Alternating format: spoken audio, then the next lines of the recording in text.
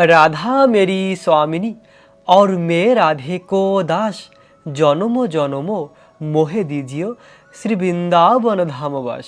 রাধে রাধে। উৎপন্না একাদশীর ব্রত আমরা কবে পালন করব? ২৬ তারিখ নাকি ২৭ তারিখ? উৎপন্না একাদশীর ব্রত কোন স্থানের ভক্তরা কোন দিন পালন করবেন? আজ আমরা এই উৎপন্না একাদশীর অপার মহিমা কথা শ্রবণ করব এবং কোন স্থানের ভক্তরা কোন দিনে এই একাদশীর ব্রত পালন করবেন সেটা জানব। প্রিয় ভক্ত, ভগবান শ্রীকৃষ্ণের নিত্যধাম এই বৃন্দাবন ধামকে দর্শন করতে করতে উৎপন্না একাদশীর মহিমা কথা শ্রবণ করুন। প্রথমে আমরা জানব এই উৎপন্না একাদশীর ব্রত কোন স্থানের ভক্তরা কত তারিখে পালন করবেন। যে সমস্ত স্থানে ২৬ নভেম্বর এই একাদশীর ব্রত, ওই স্থানের নাম হলো ভারতের নিউ দিল্লি, বৃন্দাবন, উত্তরপ্রদেশ, মুম্বাই, পুনে, মহারাষ্ট্র, উত্তরাখণ্ড, হিমাচল প্রদেশ, পাঞ্জাব, হরিয়ানা, রাজস্থান, গুজরাট, মধ্যপ্রদেশ, হায়দ্রাবাদ, তেলেঙ্গানা, গোয়া, জম্মু কাশ্মীর, মালদ্বীপ, পাকিস্তান, দুবাই, আরব আমিরাত, সৌদি আরব, Bahrain, Kuwait, Qatar, Oman, Jordan, ইউরোপের Finland, Switzerland, Norway, Denmark, Poland, Germany, Switzerland, France, Netherland, Belgium, Spain, Portugal, London যুক্তরাজ্য, আয়ারল্যান্ড, পশ্চিম আফ্রিকা, মালি, মিশর, ইথিওপিয়া, উগান্ডা, সাউথ আফ্রিকা, মরিশা, পূর্ব Africa, America, Canada, Mexico, Brazil, Argentina, Chile, Uruguay, উত্তর দক্ষিণ America, এই সমস্ত স্থানের ভক্তরা একাদশীর ব্রত পালন করবেন ২৬ নভেম্বর। ২৬ নভেম্বর এই সমস্ত স্থানের ভক্তরা উৎপন্না একাদশীর ব্রত পালন করবেন এবং যে সমস্ত স্থানে ২৭ নভেম্বর এই ব্রত পালন করবেন ওই দেশগুলির নাম হলো বাংলাদেশ, ভারতের Paschimbanga, Bhubaneswar, Orissa, Jharkhand, Bihar, Chhattisgarh, Bangalore, Karnataka, Chennai, Tamil Nadu, Kerala, Shillong, Meghalaya, Guwahati, Assam, Agartala, Tripura, Mizoram, Manipur, Nagaland, Arunachal Pradesh, Sikkim, Andaman Nicobar, Nepal, Bhutan, Sri Lanka, Myanmar, Malaysia, Singapore, Indonesia, Bahrain, Thailand, Colombia, Vietnam, Philippine, Taiwan, Japan, দক্ষিণ কোরিয়া, মঙ্গোলিয়া, চীন, হংকং, অস্ট্রেলিয়া, নিউজিল্যান্ড, রাশিয়া, ইউরোপের গ্রিস, ইউক্রেন, হাঙ্গেরিয়া, কোরিয়া, ইটালি, আফ্রিকার নাইজেরিয়া, লিবিয়া, এই সকল স্থানে ২৭ নভেম্বর এই ব্রত পালন করবেন। প্রিয় ভক্ত, আপনারা সকলে মনে রাখবেন যে ২৭ নভেম্বর আপনারা সকলে এই ব্রত পালন করবেন। তো আলাদা করে দুটি ভাগ করা রয়েছে। যে সমস্ত স্থানে ২৬ নভেম্বর ওই স্থানের নাম বলেছি এবং যে সমস্ত স্থানে ২৭ নভেম্বর ওই স্থানের নামগুলিও আমরা জেনেছি। যেহেতু এই একাদশীর ব্রত হলো মহাব্যঞ্জলি মহাদ্বাদশী, তাই এই একাদশী এক একটি স্থানে আলাদা আলাদা সময়ে প্রতিপালিত হবে। যেমন কলকাতা, বাংলাদেশ, ত্রিপুরা, আসাম, ওই স্থানের ভক্তরা ২৭ নভেম্বর এই ব্রত পালন করবে এবং দিল্লি, বৃন্দাবন, গুজরাট এই স্থানে ২৬ নভেম্বর। তো এই আলাদা আলাদা দিন কেন? আসলে এই একাদশীটি হলো মহাব্যঞ্জনী মহাদ্বাদশী যুক্ত, তাই এই উৎপন্না একাদশী সময়ের হিসাবে এক একটি স্থানে আলাদা আলাদা সময়ে এই ব্রত পালন করার নিয়ম রয়েছে। তো এখন আমরা এই উৎপন্না একাদশীর মহিমা কথা শ্রবণ করব। প্রিয় ভক্ত, অপার মহিমা রয়েছে এই উৎপন্না একাদশীর। এই একাদশীর দেবী ভগবান বিষ্ণুর শরীর থেকে প্রকাশিত হয়েছিল আর ভগবান এই দেবীকে বরদান দিয়েছিল যে হে দেবী, তুমি আমার কাছে বরদান চাও। আমি অনেক দেবতা ঋষিদের অনেক বরদান দিয়েছি, এখন আমি তোমার মনের ইচ্ছা পূর্ণ করব। তুমি যে বরদান আমার কাছে প্রার্থনা করবে আমি সেই বরদান তোমাকে দেব। তখন সেই একাদশীর দেবী ভগবানের কাছে বরদান চেয়েছিল যে হে ভগবান, আমার এই একাদশীর ব্রত যে পালন করবে তাদের সমস্ত মনের ইচ্ছা যেন পূর্ণ হয়। ভগবান তাকে বলেছিল তাই হবে। প্রিয় ভক্ত, এরকম অপার মহিমা রয়েছে এই উৎপন্না একাদশীর। চলুন আমরা এই একাদশীর মহিমা কথা শ্রবণ করি। মন দিয়ে এই কথাগুলি শ্রবণ করুন। অর্জুন বললেন, হে দেব, অগ্রহায়ণের পুণ্যপ্রদায়িনী কৃষ্ণপক্ষের একাদশী কেন উৎপন্না বলা হয় এবং কি জন্যই বা এই একাদশী পরম পবিত্র ও দেবতাদেরও প্রিয় তা জানতে আমি ইচ্ছা করি। আপনি কৃপা করে আমাকে তা বলুন। শ্রী ভগবান বললেন, হে পৃথাপুত্র, পূর্বে সত্যযুগে মূর নামে এক দানব ছিল। অদ্ভুত আকৃতি বিশিষ্ট সেই দানবের স্বভাব ছিল অত্যন্ত কুপন। সে দেবতাদেরও ভীতপ্রদ ছিল। যুদ্ধে দেবতাদেরও, এমনকি স্বর্গের রাজা দেবরাজ ইন্দ্রকে পর্যন্ত পরাজিত করেছিলেন। এইভাবে দেবতারা স্বর্গলোক হারিয়ে পৃথিবীতে বিচরণ করতে বাধ্য হয়েছিল। তখন দেবতারা মহাদেবের কাছে গিয়ে নিজেদের সমস্ত দুঃখের কথা সবিস্তারে জানালেন। শুনে মহাদেব বললেন, হে দেবরাজ, যেখানে শরণাগত বৎসল জগন্নাথ গরুর ধ্বজ বিরাজ করেন, তোমরা সেখানে যাও। তিনি আশ্রিতদের পরিত্রাণকারী, তিনি নিশ্চয়ই তোমাদের মঙ্গল বিধান করবেন। দেবাদিপ মহাদেবের কথা মতন দেবরাজ ইন্দ্র সমস্ত দেবতাদের নিয়ে ক্ষীর সমুদ্রের তীরে গমন করলেন। জলে সহিত শ্রী বিষ্ণুকে দর্শন করে দেবতারা হাত জোর করে তার স্তব করতে লাগলেন। স্তুতির মাধ্যমে নিজ নিজ দুঃখ ও দৈন্যের কথা তারা ভগবানকে বললেন। দেবরাজ ইন্দ্রের কথা শুনে ভগবান নারায়ণ বললেন, হে ইন্দ্র, সেই মূর দানব কীরকম? সে কেমন শক্তিশালী তা আমাকে বলো। ইন্দ্র বললেন, হে ভগবান, প্রাচীনকালে ব্রহ্মার বংশে তাল ও জঙ্গা নামে এক অতি পরাক্রমশালী অসুর ছিল। তারই পুত্র হলো এই মূর, অত্যন্ত বলশালী, ভীষণ উৎকট ও দেবতাদেরও ভয় প্রদানকারী। সে চন্দ্রাবতী নামে এক পুরীতে বাস করে। স্বর্গ থেকে আমাদের বিতাড়িত করে তার আত্মীয় কাউকে রাজা, কাউকে অন্য অন্য দিকপাল রূপে প্রতিষ্ঠিত করে এখন সে স্বর্গলোককে সম্পূর্ণ অধিকার করেছেন। তার প্রবল প্রতাপে আজ আমরা পৃথিবীতে বিচরণ করছি। দেবরাজ ইন্দ্রের কথা শুনে ভগবান দেব ও বিদ্বেষী ওই অসুরের প্রতি অত্যন্ত ক্রোধান্বিত হলেন। তিনি দেবতাদের সঙ্গে চন্দ্রাবতী পুরীতে গেলেন। সেই দৈত্যরাজ শ্রী নারায়ণকে দর্শন করে পুনর্ গর্জন করতে লাগলেন। দেবতা ও অসুরদের মধ্যে তুমুল যুদ্ধ শুরু হয়ে গেল। যুদ্ধে দেবতারা পরাজিত হয়ে এদিকে ওদিকে পালিয়ে গেল। তখন যুদ্ধক্ষেত্রে শ্রী নারায়ণকে একা দেখে সেই দানব তাকে দাঁড়াও দাঁড়াও বলতে লাগলো। শ্রী ভগবান ক্রোধে গর্জন করতে লাগলেন, হে রে দুরাচার দানব, আমার বাহুবল দেখ। এই বলে অসুর পক্ষীয় সমস্ত যোদ্ধাদের দিব্য বাণের আঘাতে নিহত করতে লাগলেন। তখন তারা প্রাণ ভয়ে নানা দিকে পালাতে লাগলেন। সেই সময় নারায়ণ দৈত্য সেনাদের মধ্যে সুদর্শন চক্র নিক্ষেপ করলেন। ফলে সমস্ত সৈন্য ধ্বংসপ্রাপ্ত হলো। একমাত্র মূর অসুরই জীবিত ছিল। সে অস্ত্রযুদ্ধে নারায়ণকে পরাজিত করল। তখন নারায়ণ দৈত্যের সঙ্গে বাহুযুদ্ধে লিপ্ত হলেন। এইভাবে দেবতাদের হিসাবে 1000 বছর যুদ্ধ করেও ভগবান তাকে পরাজিত করতে পারলেন না। এই স্থানে কারো মনে প্রশ্ন হতে পারে যে ভগবান কিভাবে এই অসুরকে পরাজিত করতে পারলেন না? ভগবান এইভাবে এই একাদশীর দেবীকে উৎপন্ন করতে চেয়েছিল, তাই ভগবান ওই অসুরের সঙ্গে এই লীলা করেছিল। তখন শ্রীহরি বিশেষ চিন্তান্বিত হয়ে বদ্রিকা আশ্রমে গমন করলেন। সেখানে সিংহবর্তী নামে একটি গুহা আছে।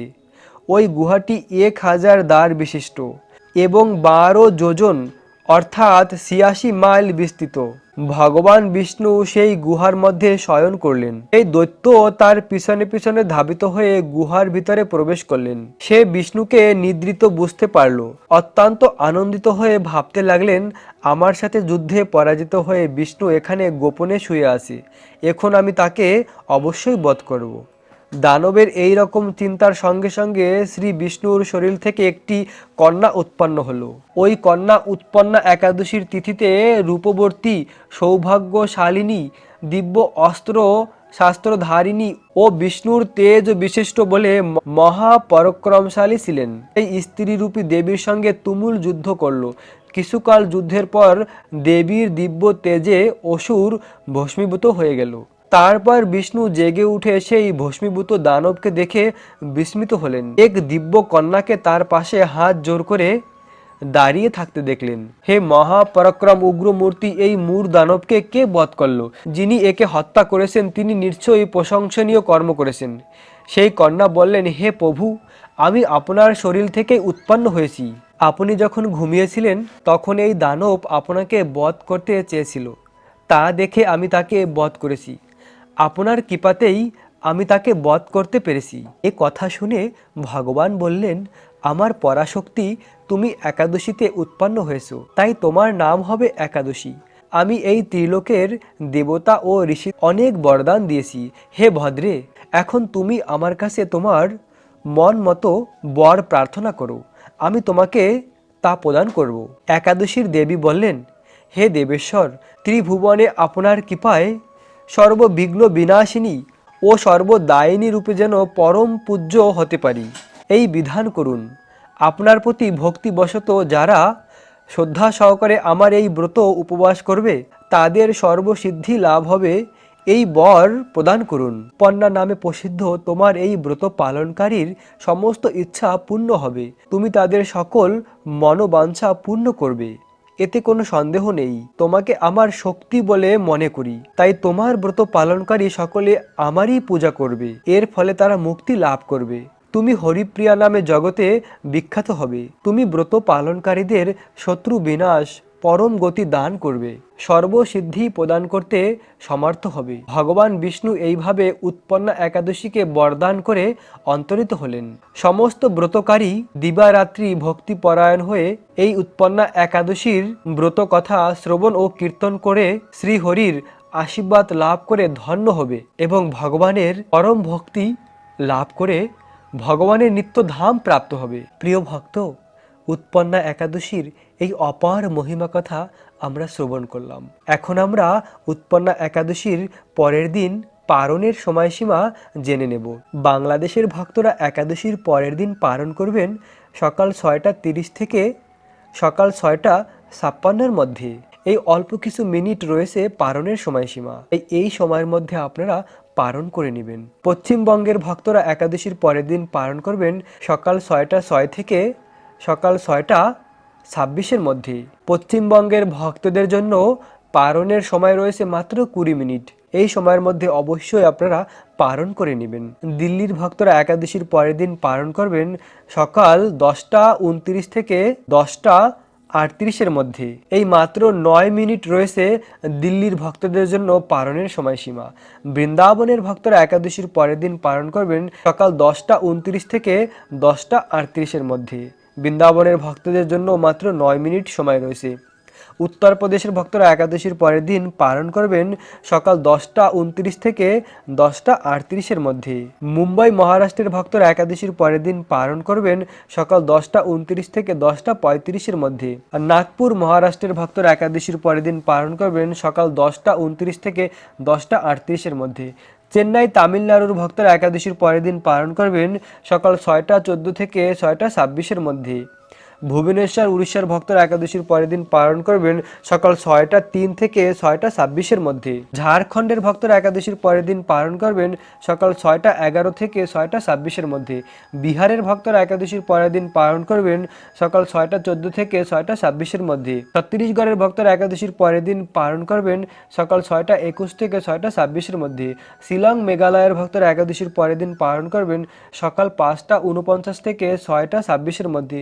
গুয়াহাটি আসামের ভক্তরা একাদশীর পরের দিন পালন করবেন 5:51 থেকে 6:26 মধ্যে।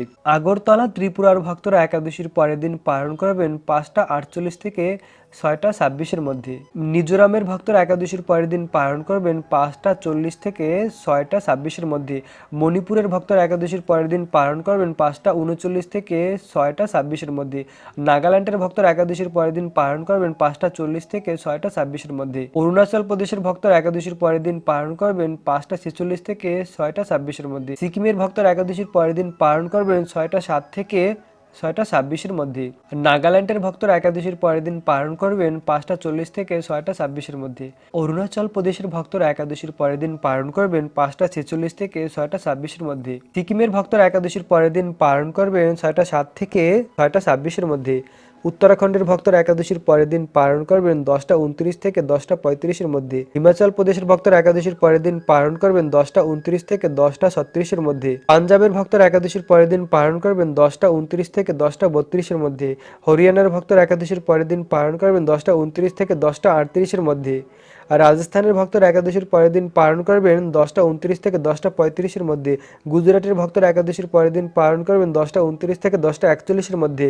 মধ্যপ্রদেশের ভক্তরা একাদশীর পরের দিন পালন করবেন 10টা 29 থেকে 10টা 38-এর মধ্যে। হায়দ্রাবাদ তেলেঙ্গানার ভক্তরা একাদশীর পরের দিন পালন করবেন 10টা 29 থেকে 10টা 38-এর মধ্যে। গোয়ার ভক্তরা একাদশীর পরের দিন পালন করবেন 10টা 29 থেকে 10টা 37-এর মধ্যে। বেঙ্গলের কর্ণাটকের ভক্তরা একাদশীর পরের দিন পালন করবেন 6টা 24 থেকে 6টা 26-এর মধ্যে।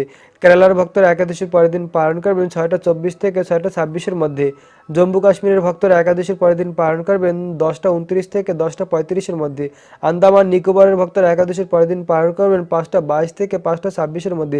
নেপালের ভক্তরা একাদশীর পরের দিন পালন করবেন 6টা 34 থেকে 6টা 41-এর মধ্যে। ভুটানের ভক্তরা একাদশীর পরের দিন পালন করবেন 6টা 32 থেকে 6টা 56-এর মধ্যে। শ্রীলঙ্কার ভক্তরা একাদশীর পরের দিন পালন করবেন 6টা 5 থেকে 6টা 26-এর মধ্যে। মালদ্বীপের ভক্তরা একাদশীর পরের দিন পালন করবেন 10টা থেকে 10টা 50-এর মধ্যে। মায়ানমারের ভক্তরা একাদশীর পরের দিন পালন করবেন 6টা 21 থেকে 7টা 26-এর মধ্যে। পাকিস্তানের ভক্তরা একাদশীর পরের দিন পালন করবেন সকাল 10টা থেকে 10টা 13-এর মধ্যে। মায়ানমারের ভক্তরা একাদশীর পরের দিন পালন করবেন সকাল 6টা 21 থেকে 7টা 26-এর মধ্যে। মালয়েশিয়ার ভক্তরা একাদশীর পরের দিন পালন করবেন সকাল 7টা 2 থেকে 8টা 56-এর মধ্যে।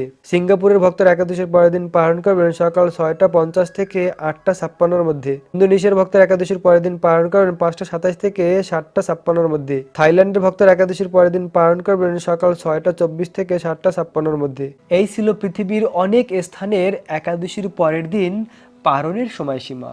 প্রিয় ভক্ত, এইবার একাদশীর পালনের সময়সীমা খুব সীমিত রয়েছে, তাই এই সময়সীমাকে আপনারা মনে রাখবেন। এই পালনের সময়টিকে মনে রেখে এই সময়ে পালন করবেন।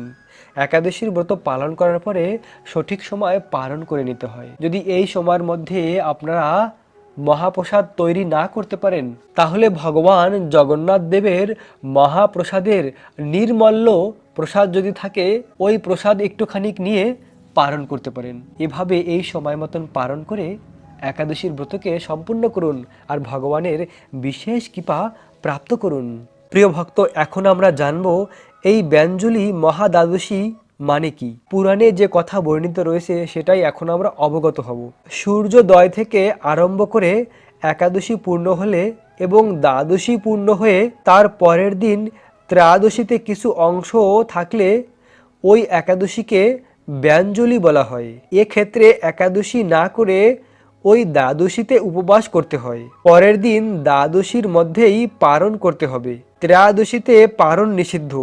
পদ্মপুরাণে বলা হয়েছে এই দ্বাদশী ব্রত শ্রীহরির অত্যন্ত প্রিয়। একটি অশ্বমের যজ্ঞ 1000 অগ্নিহোম থেকে শ্রেষ্ঠ, আবার একটি বাঁশপেয় যজ্ঞ 1000 অশ্বমের থেকেও আরও বেশি শ্রেষ্ঠ। একটি পুণ্ডরিক 1000 বাঁশপেয় থেকে অধিক ফল বিশিষ্ট। একটি সূত্রমণি সহস্র পুণ্ডরিক থেকে শ্রেষ্ঠ।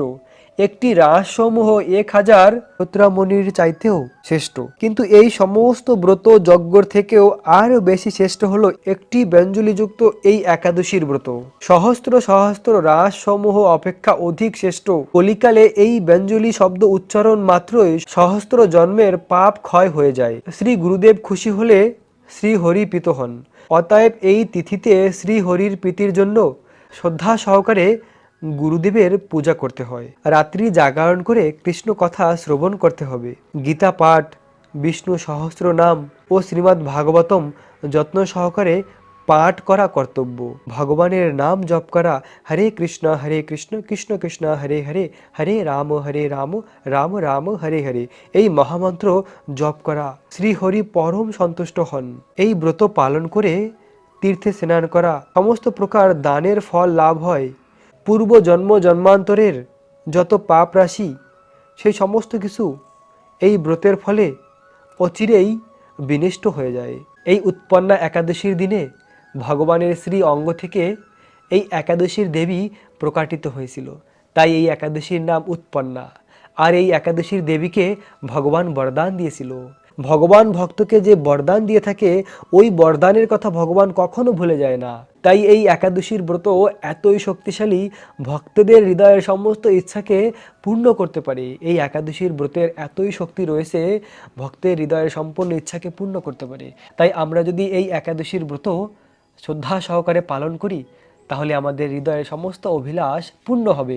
একাদশীর আগের দিন নিরামিষ আহার করুন।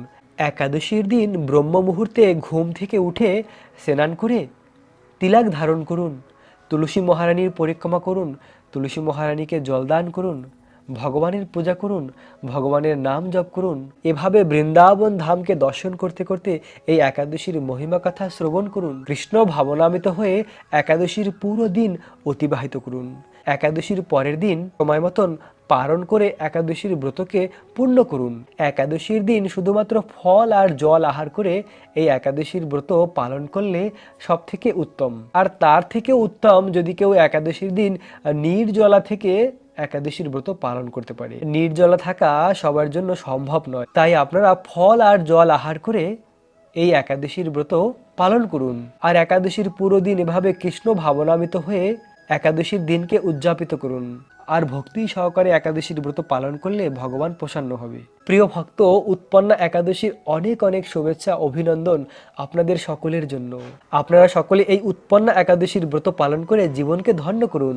রাখবেন নিজেদের অনেক যত্ন, থাকবেন কৃষ্ণ ভাবনাময়। রাধে রাধে।